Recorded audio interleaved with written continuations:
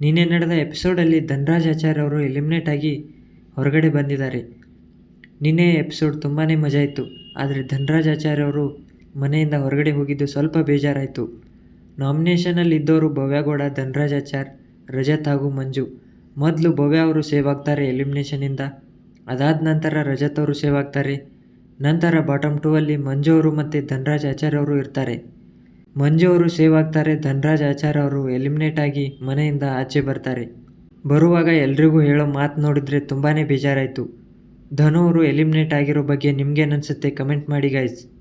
ಈಗ final ವೀಕ್ಗೆ entry ಆಗಿರೋರು ಹನುಮಂತ, ಮೋಕ್ಷಿತಾ, ತ್ರಿವಿಕ್ರಮ್, ರಜತ್, ಭವ್ಯ ಹಾಗೂ ಮಂಜು ಅವರು. ಬೆಳಗ್ಗಿನ ಪ್ರೋಮೋ ಬಗ್ಗೆ ನೋಡೋದಾದರೆ ಮನದಲ್ಲಿರೋ ಬೇಸರ, ಕೋಪ ಮತ್ತು ಹತಾಶೆಯನ್ನು ಅವರ ಫೋಟೋವನ್ನು ಅಂಟಿಸಿ ಅದಕ್ಕೆ ಹೊಡೆದು ತಮ್ಮ ಮನದಲ್ಲಿರೋ ಬೇಸರವನ್ನು ಇಳಿಸ್ಕೋಬೇಕು. ಮೇನಾಗಿ ಇಲ್ಲಿ ಮಂಜು ಅವರು ರಜತ್ ಅವ್ರನ್ನ ಆಯ್ಕೆ ಮಾಡ್ಕೊಂಡಿದ್ದಾರೆ. ಯಾಕಂದರೆ ನಂದು ಮತ್ತು ಗೌತಮಿ ಫ್ರೆಂಡ್ಶಿಪ್ನ ಏನೂ ಕಿತ್ಕೊಳ್ಳೋಕ್ಕಾಗಲಿಲ್ಲ ಅಂತ ಹೇಳಿದಾಗ ರಜತ್ ಅವರು 7-8 ವಾರ ಗುಳ್ಳೆ ನಾರಿ ಥರ ಇದ್ದೆ ಅಂತ ಹೇಳ್ತಾರೆ. ನೋಡಿದ್ರಲ್ಲ ಸ್ನೇಹಿತರೆ, ವಾರದ ಶುರುವಲ್ಲೇ ಕಿತ್ತಾಟ ಶುರುವಾಗಿದೆ. ಇದ್ರ ಬಗ್ಗೆ ನಿಮ್ಗೇನು ಅನಿಸುತ್ತೆ ಕಮೆಂಟ್ ಮಾಡಿ. ಹಾಗೆ ನಮ್ಮ ಚಾನಲ್ಗೆ ಲೈಕ್ ಮಾಡಿ, ಶೇರ್ ಮಾಡಿ, ಸಬ್ಸ್ಕ್ರೈಬ್ ಮಾಡಿ. ಸಿಗೋಣ ಮುಂದಿನ ವಿಡಿಯೋದಲ್ಲಿ.